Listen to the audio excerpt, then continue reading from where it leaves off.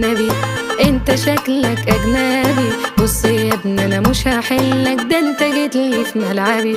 واتشياك اخر جمالك الا زيك من محال، لما اشوفك عيني تلمع، ده انت ساكن في الخيال.